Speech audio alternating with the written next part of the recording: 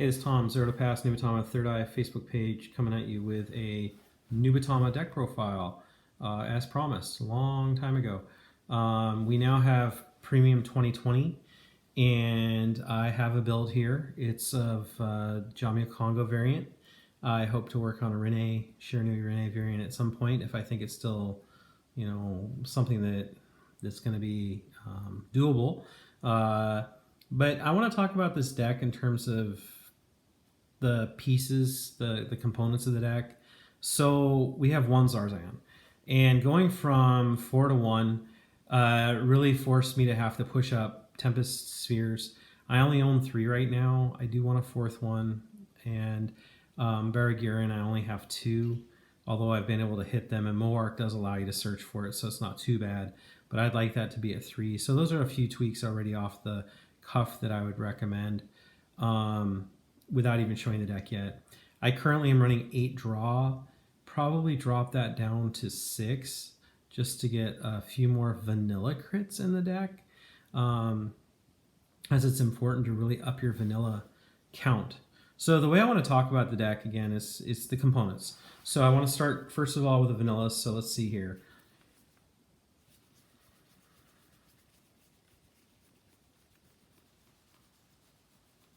So I have 28 vanillas,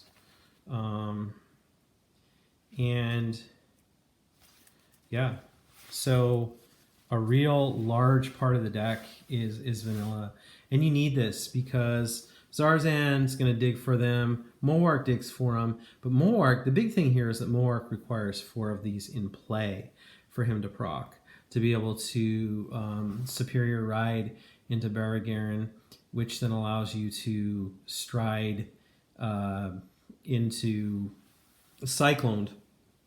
So the way I have it right now for heal, I got a crit in here, and then I have the 4 draw. So the reason this crit is actually in here is not because I was trying to go for more vanillas, but because in the 5 boxes of Premium 2020 that I opened, I only got 3 of the stride. And to be honest, that's probably okay, because I do want my number of criticals that are vanillas to be more than 0 if possible. So after playing tonight and actually doing rather well, despite doing well, I'd probably at least replace 1 of these, if not 2, with just more critical.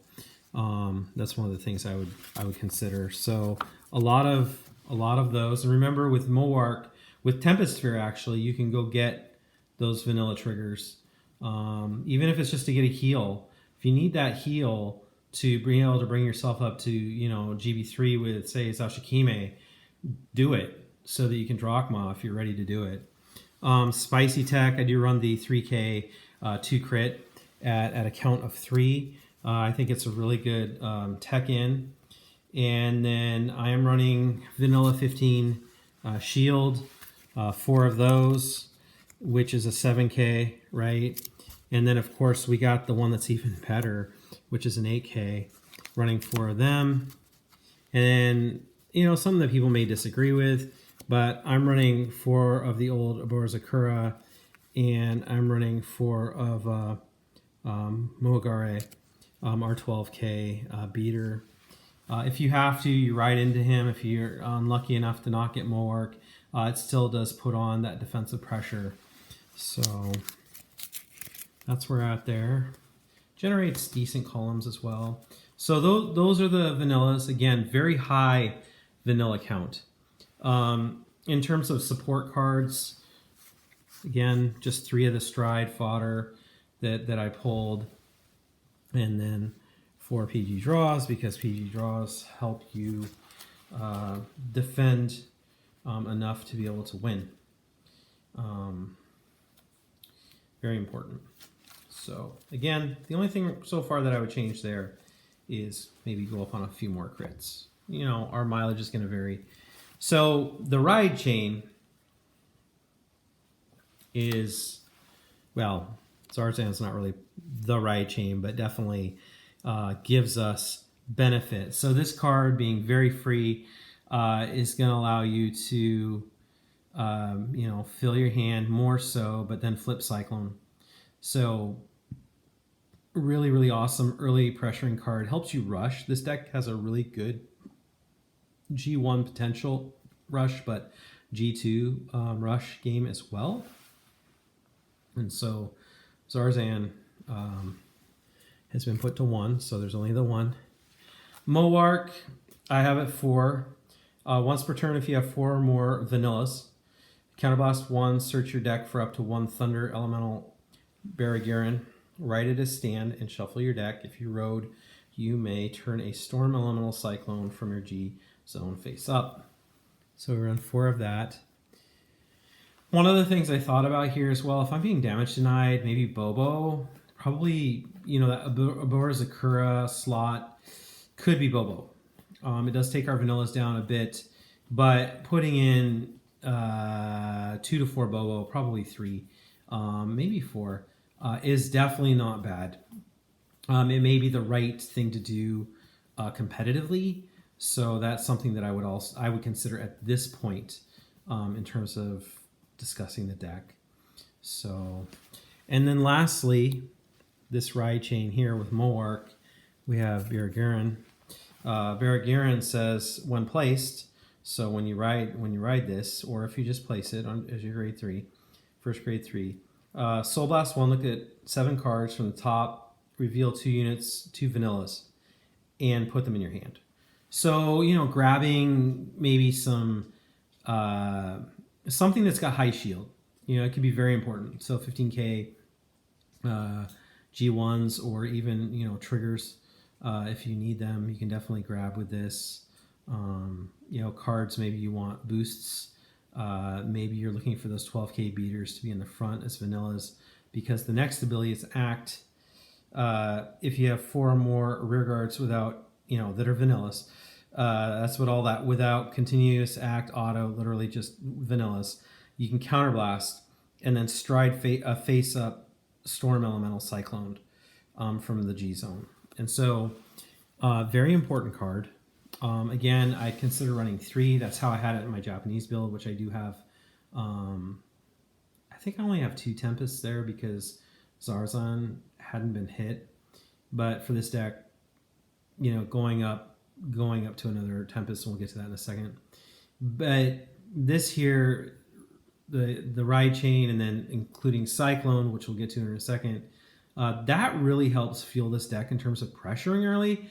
And then, of course, being able to ride this grade 3 superior ride to then next turn ride into Jamyocongo is pretty devastating, because you're resetting your opponent's hand to 4 from the get-go, and pretty much a turn earlier than you normally would, or than we normally would in our Jamyocongo Nubatama decks. So pretty good.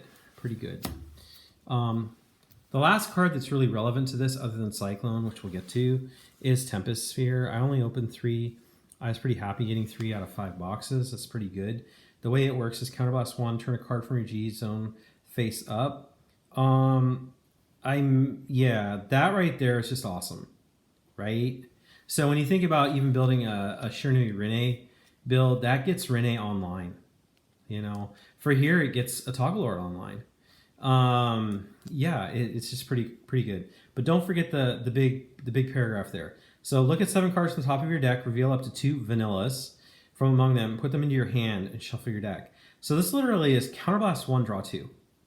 If you're running a ton of vanilla, that's really what this is saying. And oh, by the way, let's flip something face up, which is probably going to be Cycloned, always going to be Cycloned, because it just makes your vanillas larger. This card, I wasn't having problems with it at 3, but I think it's safer at 4 because there's only one Zarzan. So that is another little tweak that I would strongly recommend for the deck, for those who are interested in building it and testing it out. Let's test it out together, see how we do. And then the reason the deck exists is because of this guy. So Nubatama players know, but I will go over the effect for those who may not know. So auto on Vanguard, when placing at the end of each turn, your opponent chooses 6 cards from their hand, discards the rest. If there's a grade 3 in Soul, this number becomes 4. So when you write it onto a grade 3, there's a reset to 4. At the end of your turn, for some reason, your opponent wanted to, draw triggers for drive checks, or for damage checks, excuse me. Maybe they got some draw triggers, maybe, whatever it is. They had a few more cards in hand. At the end of your turn, they reset to 4. It's really, really good. So, and it is at the end of each turn. So, the goal is to hit this guy and to Baragaran, superior ride him, and then on your first, what would typically be your first grade 3 turn in terms of sequencing, this is what you would ride, and you'd have the grade 3 in Soul. So, pretty awesome. Pretty controlling. And, if you think about what Nubatama does, this is kind of the essence of what Nubatama does. Of course, I got my starter. I'm running this. It's really good if you have to G-assist, which I did in one of my games. You're going to get that extra card in hand. It's really good overall. Is there any other one I'd run? No, not really. So let's go over Cyclone. So I run 3 Cyclone. We're now going to the extra deck, G-Zone. So Cyclone, Stride Chap, you can stride this if you want to. You're typically not going to do that. So let's go to the continuous effect. On Vanguard, Circle, and G-Zone. During your turn, if this card is face up, all of your vanillas get plus 5k. So if you have 2 or 3 of these flipped up, we're talking, if you've got 1, it's 5, 2, 10, 3, 15, plus 15, plus 5, plus 10, whatever you have, to all your vanillas. Okay? And it's during your turn. So it's not a static all the time. It just says during your turn. And then auto on Vanguard, when a normal unit without any continuous act or auto, remember, any vanillas, when a normal unit that is a vanilla is revealed for the drive check in the battle, this unit attacked, stand 1 of your rear guards. It does say normal. So I apologize if I screwed up in that match. I'm trying to remember. It's really late right now. It's like almost 1 a.m. my time. But I wanted to share this. It is normal. So if you check a vanilla crit, vanilla heal, draw, it doesn't work. So it has to be a normal vanilla. Okay.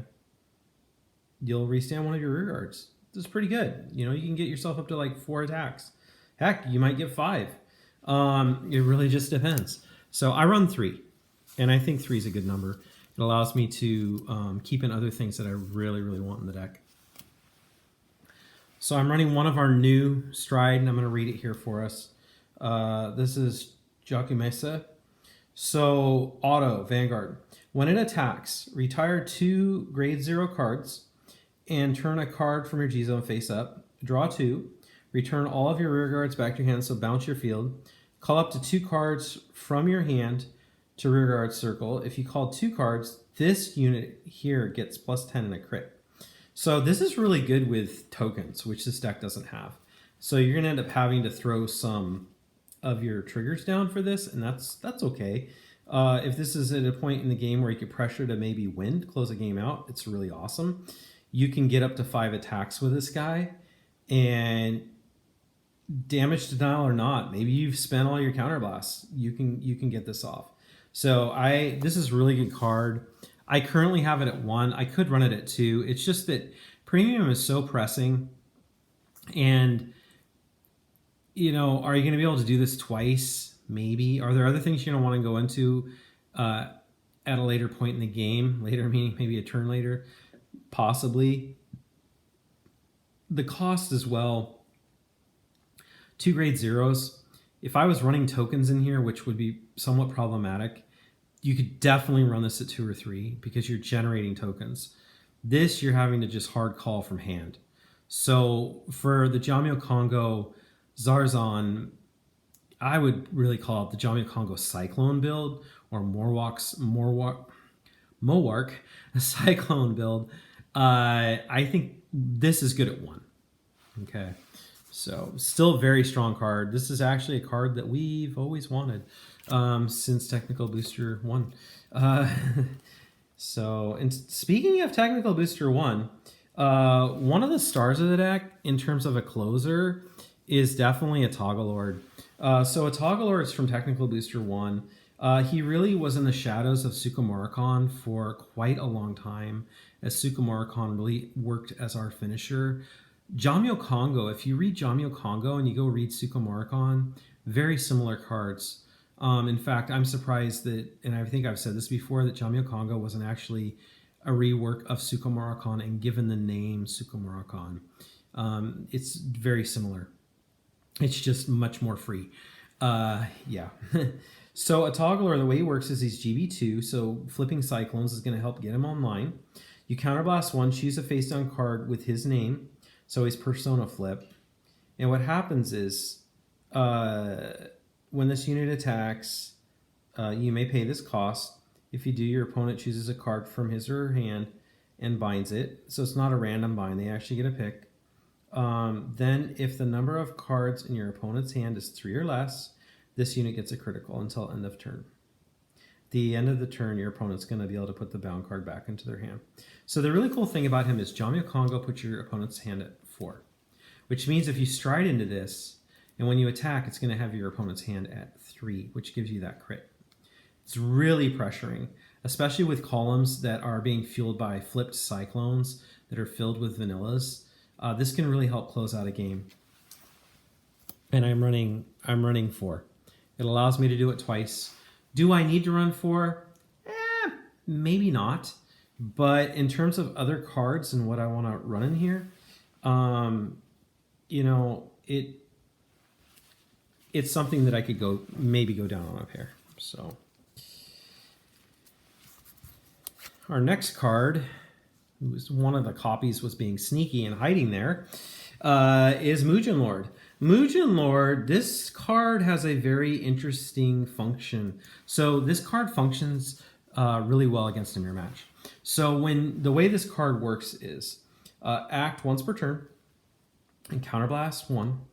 Choose a face down card with the same name, so Persona Flip. Choose up to the same number of any player's rear guards as the number of face-up cards in your G-zone. And they get 4K until the end of turn, stand them, and then attack the opponent's Vanguard, one at a time. So if your opponent has a lot of vanillas out there, you dominate those units. Your Cyclones are actually giving them +5 per Cyclone. So it's a pretty good mirror match card, and it's really why it's in here. Yeah, and I would say the only time I really would the time that I most use this would be in a mirror match. It can be very good overall because it's just very pressuring, gives you some extra attacks. When your opponent damage checks, triggers, it makes them less useful, makes them a little lackluster. My deck doesn't run Ungai to reset the opponent's Vanguard. Another card you could consider it, maybe a pair, maybe 3. So we've got Bobo to think about, we've got Ungai to think about with something like this. But is it necessary? It may just simply be win more. But for a mirror match, a Zarzan, you know, vanilla, mirror match kind of a thing going on, this definitely could be a closer. So that's why he's in there. And I would say just a pair is enough in that regard. Makuro is a GB2. Let's see, what is he? Is he GB2? Yeah, GB2 once per turn. Soul Blast 2. Choose a face down card from your G zone. Flip it face up. Choose a card from your hand. Yeah, discard it. So you discard it. You stand and dominate your opponent's Vanguards and attack. For that battle, that Vanguard battles all of your opponent's rear guards. So the way it works is you flip a card, doesn't have to Persona Flip, from the Vanguard or from the G zone. You flip it once per turn, GB2, and you use your opponent's Vanguard, you dominate it, and you attack their field. So it's effectively a board wipe. depending on how they want to guard. Gilgal's kind of similar. The thing about this one is it just requires soul. It does require to be at GB2. Again, Cyclones being flipped up are going to help get this online quicker. This does require you to discard a card from hand. However, you're going to be drive checking for their Vanguard as well as for Mercuro when he attacks. So it kind of equalizes. You still get a +1 typically. So yeah, a very good card. I would run this over Gilgal. So, and I think it's still relevant. It really just depends on where you're at. And it's really cool because we still have a Shiranui, a shadow of Shiranui in the deck. That's not why it's being ran, but it is kind of cool that he's in there. Lastly, Drachma. Drachma is definitely a finisher. If you push your opponent to 4 to 5 damage, I definitely would recommend going into this. He's an ultimate stride, so the way he works is you have to persona stride. So whatever you're sitting on, your grade 3, you have to toss one of those, that exact card for stride cost to go into the ultimate stride. When this card is placed, you counterblast 2. Your opponent picks 3 cards from their hand. And the way this is going to work is you retire all your opponent's units, including Vanguard. They're going to pick 3 cards from hand. They're going to ride 1, stand, and then they're going to discard the other 2. So, yep. It's very powerful because if your opponent can't re-ride onto grade 3, then it's over. My buddy tonight, who actually managed to survive this, was able to ride into Riviere and then kind of go ham a little bit turn by turn, just creeping up, getting his hand a little bigger and bigger, and eventually being able to beat me. It came down to 1 card. He was only at 2 or 3 damage when I did this. I just wanted to see what happened, but I didn't have enough critical in the deck. Yeah, so it was definitely an opportune time in terms of the board state other than damage. So again, I would recommend going to Drachma when your opponent's at a lot more damage. I could have easily gone into something like a Toggle Lord or something. I had Jamyocongo online, so his hand was at 4, would be at 3 with a Toggle Lord, would have been very difficult. I could have pushed at least 1 more turn to get him to maybe 3 or 4 damage, and then Drachma. So you definitely want this in this deck. I don't think this is really optional. I know it's a really expensive card, but if you're going to play a deck like this and you want it to be competitive, you definitely want this in your deck. So see if you can get a good deal on it. They do tend to be pretty expensive. For the G-Guards, Gendo Kurakon, I've always liked this card. It's not necessarily the greatest once you've Jamyocongo'd your opponent, but I do still have it in here. You definitely could use some of the others. I have a Dismal in here. Can definitely protect one of, say, your 12k beaters, for example, if you want to. Zashikime, I mentioned before. She's really in here. She really functions to get Ultimate Stride online. Because you definitely need to be at GB3 at the beginning of your turn in order to actually Ultimate Stride.